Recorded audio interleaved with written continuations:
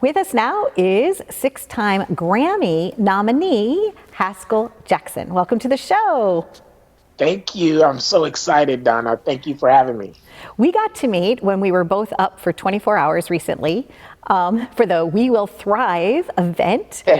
And I was going through everybody's bio and LinkedIn and realizing the greatness of everyone. And I was so inspired and motivated by what you shared that I just wanted to reach out to you right away. Oh, wow. I appreciate that. I thank you for being on this event with me and with all of us, 60 or 70, I think it was, right? Yeah. What a tremendous thing. Raising money for No Kids Hungry here in the United States, which was a wonderful organization. I just found out recently before the camera started rolling that you grew up in Los Angeles. Yeah, grew up in Los Angeles, South Central Los Angeles, in an area and in a time where, a lot was going on in LA, from, drug abuse, gang violence, attendance in schools were down. The neighborhood was it was kind of crappy, and I was that kid that, walked the neighborhoods to get to school through alleys. I was on the bus, at the bus stop late at night because I played football and basketball, I played sports. So I had to, be at the bus stop really, really late. So I saw a lot of things, a lot of activity. And, and then the fact that a lot of my family members were in that lifestyle, from gangbanging, selling drugs, and even had some murderers in my family. And I'm so grateful every day that I'm here today through all of that. What protected you? God. It was nothing but God. It definitely was not my smarts. It definitely wasn't my intelligence. It was nothing but God, because even when you feel like you're physically covered by family and friends, there are still things that can still take you out. And so God covers those things that the human eye can't see. And he's always had his hand on me. And I recognize that at an early age. I really didn't know what to name it and how to really put that into words. But I did realize, like, wow, there's some favor. There's some favor in my life. And I am, to this day, I'm just so grateful to God that he did that for me. And he continues to do that for me. Now, what is gospel comedy? What is that kind of journey about? Yeah, so gospel comedy, I did this project years ago where it was just all about having clean comedy, because sometimes people believe, once you become a Christian, you can't go out and have fun. Most of the comedy clubs are vulgar, and, they're drinking you. It's a 2-drink minimum. Like, you got to do what they do in order to have that type of fun. And so some people, they didn't know how to go out and have fun without going to those places. So gospel comedy really began to take off for people that they were just very kind of strict in their walk with God, and they wanted to still have fun, but they didn't want to do it that way. So at the very beginning, when gospel comedy came out, it was really just family, clean fun, and things. You can still talk about people, you can still laugh and joke about people, but it was just clean, Especially everybody's got a certain aunt or an auntie that is like, right? No matter what, there's always one in the family, right? It was like, always. Or a neighbor, a crazy neighbor, right? Everybody's got that one neighbor.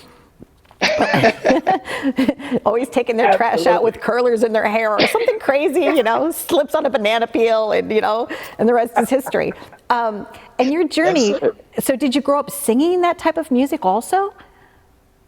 I did. I grew up, actually I started off, let me say this. My mother, before she passed, because she passed away when I was 6 years old, right? And so after she passed, as I grew older, my family members began to tell me that, your mom was a singer. She was a really good gospel singer.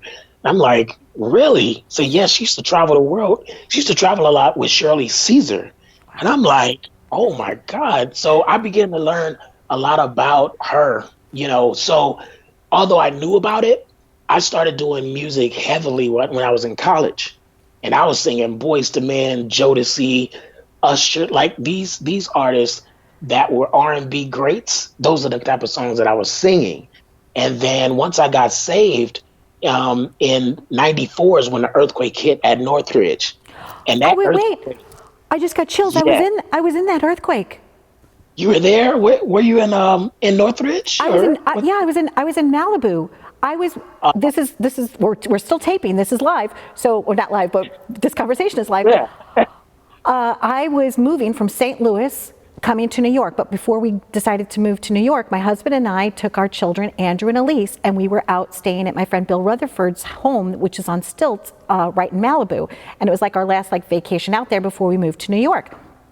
And Elise was a little tiny baby, and the television flew across the room. A lamp fell in what would have been her crib, but God saved her because she had woke up previously through, and I was like nursing her or whatever. So we were all together, we were safe, but I was in that exact same space. So tell me about that. Tell me Yeah. about your moment that was an enlightening moment So for you. so literally, it felt like it was like around 3 o'clock or so in the morning. It Yeah. felt like my bed lifted and just dropped. And so you being awakened by that shaking like that just traumatized me. So I woke up. My roommate ran in there. He's like, "I don't know what's going on." So we were both in a frantic. We tried to go out of the house, and we were locked in our apartment. And the ground was still shaking, and there was this movement. And so a guy from downstairs ran up. He heard us kind of screaming out, "Help, help, help." He ran upstairs, kicked our door in. We ran out. When we ran outside, I went straight to the street, and the streets were still moving. It was like this, and then gas stations were blowing up, and then the lines were kind of sparking. And so I just, I knew that at that moment I couldn't do anything. And I almost felt like I heard in my spirit, and I claim this to this day. I feel like God told me, I can crack this ground, throw you in it, and close it, and there is nothing anyone can do. And I was like, who said this? And I felt like he just shook my soul at that moment. And it spoke to me louder than anything I've ever experienced. And so I called my friend, one of my best friends. He was the only one that I knew spiritually enough that would pray, and he was in church and stuff. And I said, my boy Kurt Likes, I said, "Man, I don't know what's going on, but I need to go to church. I need prayer. I need to be saved. What do I do?" And he said, "Let me pray with you, man." He prayed with me, and I rededicated, because I was already saved, but I really, really made up my mind. I rededicated my life, and from that moment on, 10 years straight, I was in my Bible reading, praying, reading, praying, reading, praying, and I went through a season where I became very judgmental too, because I felt Okay. like Yeah. I was so afraid that if you weren't doing what I was doing, your demise, like you're not going to go to heaven.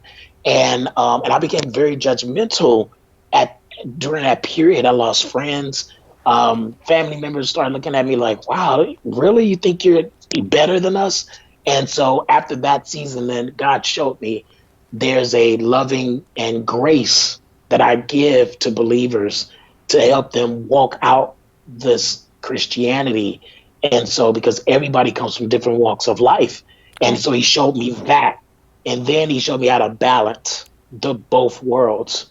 How not to become too familiar with the belief where you don't take it Right. serious anymore. Right. And you feel like his grace is just gonna cover everything.